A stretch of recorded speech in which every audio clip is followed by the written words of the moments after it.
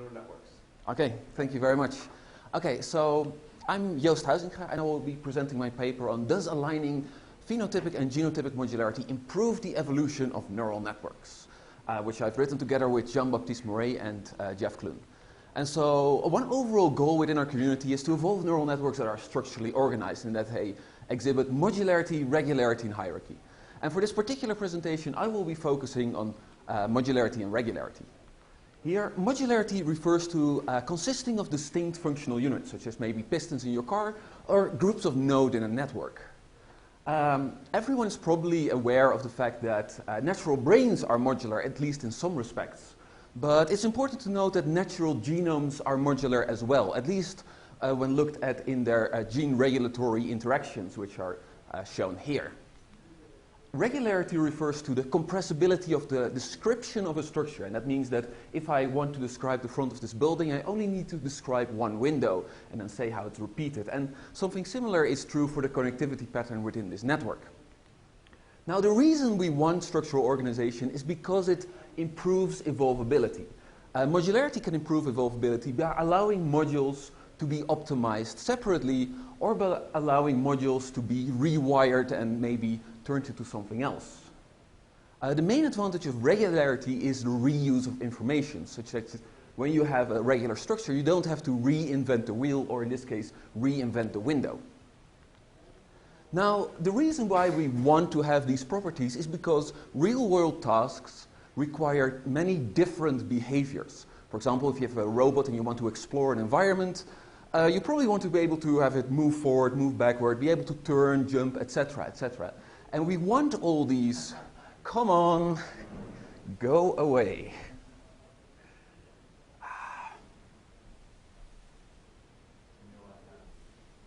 That's a very good call.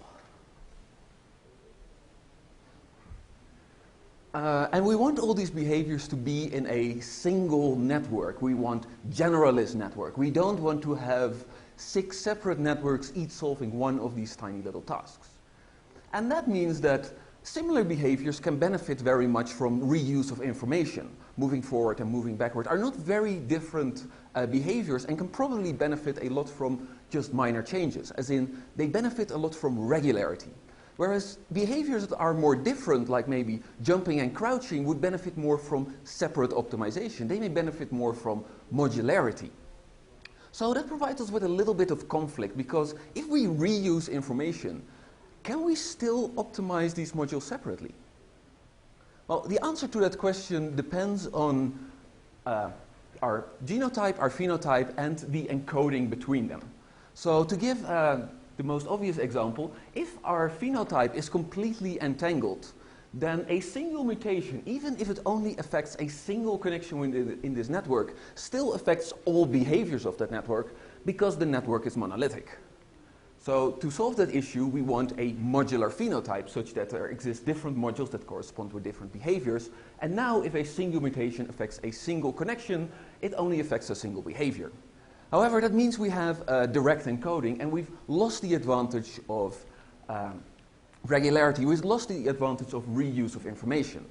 However, switching to an indirect encoding doesn't immediately solve the problem, because now it's quite possible that a single mutation will still affect all phenotypic modules in the network because the relation is indirect. And so what we want is we want a balance. We want to have both reuse of information, but maybe reuse of information restricted to separate modules, so we can still optimize the modules and thus the different behaviors separately. Now you may think that the obvious solution is to have a modular genotype, but I want to point out that having a modular genotype provides no guarantees whatsoever. It's quite possible that a single mutation to a genotypic module still affects the phenotype as a whole, simply because this relationship is indirect. And that's why we are looking for aligned modularity, meaning that different genotypic modules will affect different phenotypic modules, such that we can optimize the different phenotypic modules independently.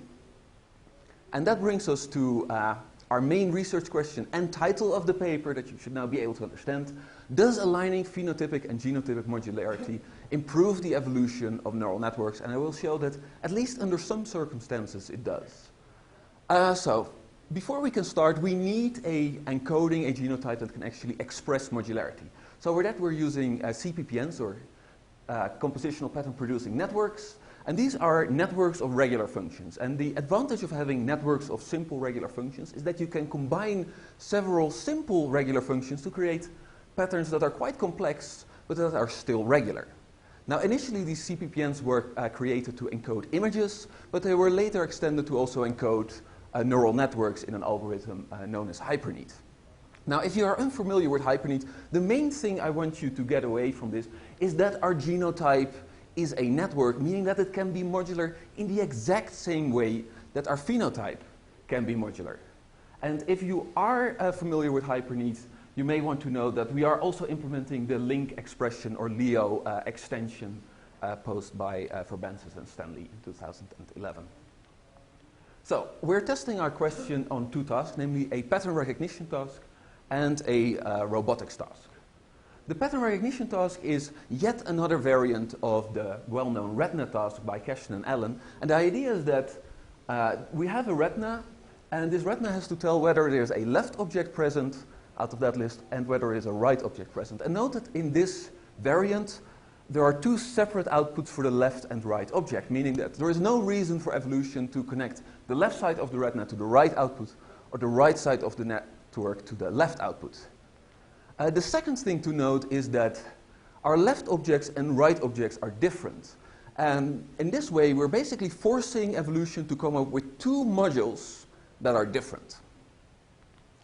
So we have 4 different treatments. The first is our control, which is just basic HyperNet. And we have no expectations regarding genotypic or phenotypic modularity. Everything is under control of evolution in this case. Then we have our second treatment, which is the split phenotype. Here we enforce phenotypic evolution by simply disallowing connections from the left side to the right side of the network. So we split it in 2. The third treatment is the split genotype. This is a little bit more complicated. Here we have 2 separate output groups, where one output group is responsible for the connections in one half of our phenotype, and the other output group is responsible for the connections in the other half of our phenotype. So this way, we're basically ensuring that at least some connections are responsible for only one half of our phenotype. So some parts of this phenotype can be modified independently. So this is a form of, I guess, pseudo-genotypic modularity. And we do not enforce any phenotypic modularity, but it may evolve or emerge as a result. And if this sounds familiar, this is effectively an implementation of the multispatial substrate by Puck and Stanley. And lastly, we combine the 2 treatments, where we both split the genotype and the phenotype, and we have a separate output group for the different modules within the network. So this is the treatment that embodies aligned genotypic and phenotypic modularity. And so this is the treatment that we expect to perform very well on this task. So let's get to the results. First of all, note that basic HyperNet, even with LEO, is unable to solve this problem. Well, it shouldn't be too surprising to most of you, because it's known that HyperNet has had some trouble correctly splitting modular networks or modular problems. However, even if we split the problem for HyperNet, HyperNet is still unable to solve this problem, meaning this is not just an issue of HyperNet being unable to find the right modules. It's actually an issue of HyperNet being unable to optimize those modules properly, even if they are given to it. Then if we look at the split genotype, with a split genotype, HyperNet is suddenly able to perfectly solve this problem again. And splitting the phenotype doesn't actually help anymore. And this is a little bit in contrast to what we expected. However, the reason for this is, and we can see that when we look at the modularity of these networks. So this is the modularity score of the different networks. And what you can see is that with a split phenotype, you get a perfect 0.5 modularity, which is the highest modularity you can get when you split this network into 2 parts. But what you can also see is that with a split genotype, within the first 100 generations, it achieves the same perfect modularity score, meaning that when you just split the genotype in this case, you get a split phenotype as well. And so you also get aligned genotypic and phenotypic modularity. And if you don't trust the numbers, we've also just looked at the visualizations of the network, and you can see indeed that the phenotypes produced by our split genotype treatment are indeed left-right split. Now, that raises the question, but what if modularity was not aligned? So that's our second treatment, where we first have the non-aligned split genotype. So note once again that our genotype has two separate output sets, but now one output set controls the top part of the network, whereas the other output set governs the bottom part of the network. And that means that even if evolution is properly able to split this problem, it may be hard to optimize the two modules separately, because both of our pseudo-modules affect both modules. And then we also explicitly implement misaligned genotypic and phenotypic modularity by further splitting the phenotype. Such that we now have two modules, but the modules are misaligned between the genotype and the phenotype. So the first thing we'll note is when we look at the results, which is in yellow here, that the non-aligned split genotype does not solve the problem. In fact, it performs significantly worse than our basic hyper-knee treatment, meaning that by adding these two extra outputs to the CPP and allowing it to modify the top and the bottom part separately, we've actually hurt the performance of evolution on this problem. However, weirdly enough, when we have both a non-aligned split genotype and we have this aligned split phenotype, now evolution is suddenly perfectly able to solve the problem, indicating that it's possible that it's not just alignment that counts. Maybe it's just that we need both genotypic and phenotypic modularity, regardless of how they are correlated. Okay, let's go to the more exciting task, which is our robotics task. Here the goal is to perform 6 different behaviors, which are moving forward, moving backward, turning left, turning right, jumping and crouching. And the fitness is the product of the performance on all tasks, meaning that you cannot decide to just skip one of the tasks because you'll get a fitness of 0. So that's the reason we did that. And this is our robot. It has 18 actuators. It's radially symmetrical. It has a hip joint that can move forward, backward, up, down, and it has a knee joint that can extend. And it's controlled by a continuous time recurrent neural network that's evolved. It has 6 inputs which just correspond to the different tasks, namely forward, backward, left, right, etc. And so it has no actual sensors, so all the behaviors are blind. It has a 6x5 hidden grid to actually do all computation, and then it has 18 outputs, one for each of the actuators of the robot. And first what we did is we tried all the different treatments that we tried on the retina problem. So we have our baseline treatment, which implements a hyper-knee multispatial substrate. That's why the network is already split. And then we have our other treatment, which is the split phenotype. So now we divided the hidden layer into columns that can only connect to each other, can only connect within each other and not between each other. And we have our split genotype, where you can see that the distribution of the colors is aligned with the problem. So we have here all connections from red going from forward, green connections going from backward, and they each are associated with a different CPPN output. And then we combine those two. However, the reason why I'm going over this so quickly is because it actually did not work at all. There is no significant difference between any of these treatments. And so this suggests that the split we've chosen may just have been a very poor split. The problem is, I don't know what the correct split is. And I've tried several other splits, but they also did not work. So eventually we decided to try to let evolution figure it out. How did we do that? We did that by adding a direct selection for modularity, meaning that we simply measure the modularity of the genotype and the phenotype according to a measure by Newman. And because both of them are networks, we can do that. And we add the genotypic and phenotypic modularity simply as extra objectives to a multi-objective algorithm. And so I tried that.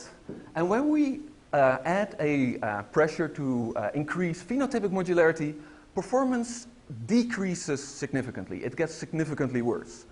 And the same is true for adding a genotypic selection pressure, where performance gets significantly worse. And at this point, I actually wanted to give up on this entire strategy. I was like, well, given that these two objectives only hurt performance, the combination of the two is probably only going to hurt performance more. So I did not actually want to do the next experiment, but my advisor said, well, for the sake of completeness, you should also run the full combined experiment. So I did, and I'm very thankful for that, because it turns out that if you directly select for both genotypic and phenotypic modularity, performance significantly improves.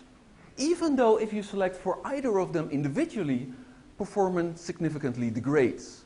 So this is a very important point that I want to make with this presentation. That is very important to look at both genotypic and phenotypic modularity, and not of the two independently when you have an indirect encoding, because you may be missing important interactions. Now, one thing you may notice is you look at the numbers, you may say, well, those performance numbers are really, really low. Are you actually solving the problem at all, or are your robots just flailing around? And to that I can say, so the low numbers are just because of the multiplication in the fitness value, because when we look at the videos, we can see that there is indeed a visual difference between the different behaviors. So here we have one of our more poorly performing treatments with a fitness of 0.0004. And you can see it has to move forward, which in this case is to my right. And it hardly moves at all. It hardly gets from its starting position. But with a fitness of 0.002, which seems to be really, really low still, and it's about 5 times better than the guy above, you can see that now it's actually moving forward, and at a pretty good pace. And it can do more than just move forward. It can actually solve all 6 tasks, as this video is going to show. And another thing that is interesting is that, so we've colored the network according to an algorithm by Newman that allows us to find an optimal modular split within this network. And you can see that this network is actually split into 2 separate modules. And one seems to be taking all the inputs, and one seems to be doing some more secondary calculations. And what you notice is that this is completely different from the sort of column-based architecture that we tried to enforce upon this network, and that just didn't work.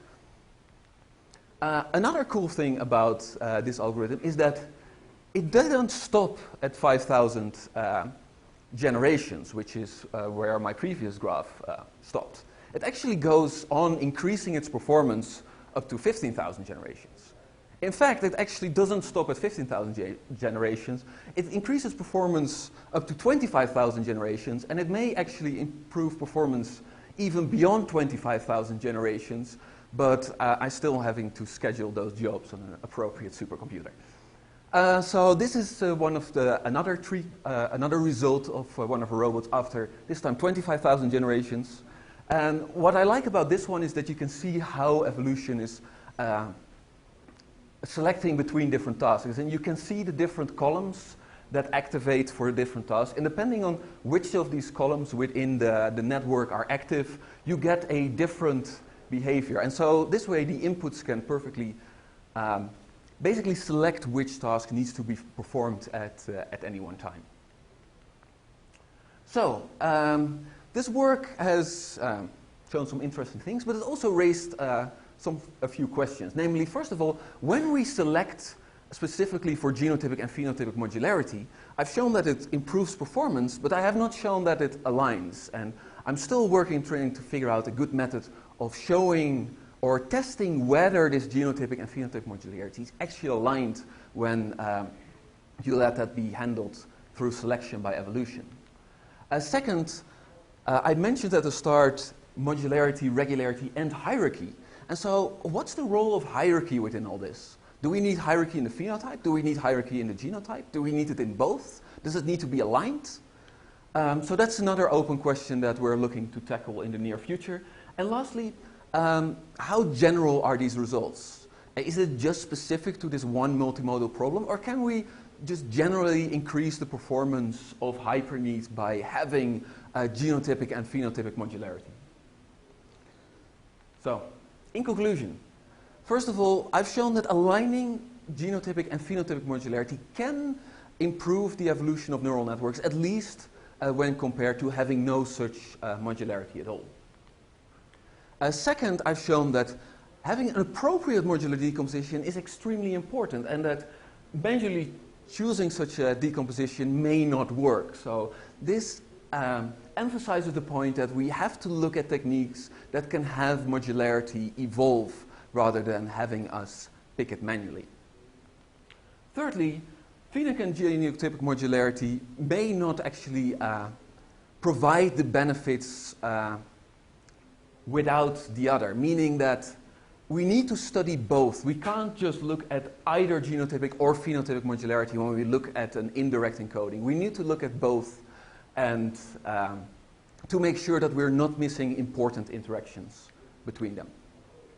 And lastly, combining phenotypic and genotypic modularity may actually be a key towards ongoing evolutionary improvement. Because as we can see, and as I'm still running this, performance keeps improving over time well beyond what most classical evolutionary algorithms would do on such a problem. Okay, thank you very much.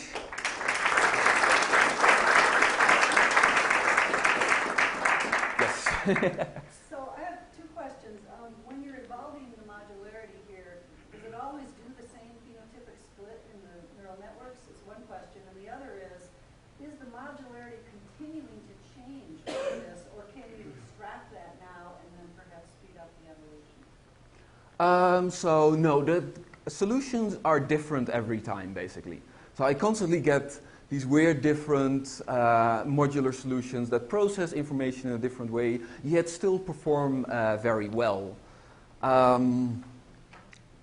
Modularity does not seem to improve all that much over time, however. So it may be possible to find a particular split and just work with that. I prefer to just let evolution handle it. Okay. Your lab has looked at implicit ways of creating modularity. Yes. And also, similar to that, in my lab, we had this seed that when we did the Leo, we would start with a seed that also implicitly encouraged locality, experiments, and modularity also. Yeah. So were you using things, or you didn't use the connection cost? Did you use the Leo seed? And if not, why do you feel like you need to have these explicit modularity point pressures in this? So we did try the connection cost. I did not include it in the slide because I thought I would go way over. And that did not work. And one of the reasons we believe it did not work is because we tried a connection cost on the phenotype. That didn't work. We tried connection cost on the genotype. That did not work. But we didn't have a good way of applying pressure on both the genotype and the phenotype for reasons that are a little bit technical. So that's the reason why we didn't try that. We did not try the Gaussian seed, however. Yes, we're looking at other methods to encouraging modularity rather than having these very explicit pressures. And yeah, I think that would probably be more helpful. I guess the Gaussian seed really doesn't help. It doesn't make the genotype. Yeah. Yeah, so that's a question. And maybe there is an implementation of the Gaussian seed that actually also encourages modularity within the CPPM. I'm not entirely sure how that would work. Yeah. When you align the phenotype and the genotype modularity, how do you actually do what you just do? Because you said you have remote objectives. Did you consider them in the line with those objective values of phenotype or genotype modularity, or how did you weight them? I'm not entirely sure if I understand the question. So how do I weight the different objectives in this particular case, where we directly select for phenotypic or genotypic modularity? Yes. So what is different between if you consider both and you consider only one? This is built upon a variant of NSGA-II. That means that we have this Pareto front. One dimension. So if you align both, means that you have got two additional goals. No? One Yes. is phenotype and one is the genotype modularity, and you optimize for them. Yes. In addition to the other one. Yes. So there's two separate goals. Though I would like to emphasize that we don't actually have any reward for aligning them in this particular case. We're just selecting for both, which is why one of the important questions is, are these actually aligned? So I don't know. What you basically ignore is if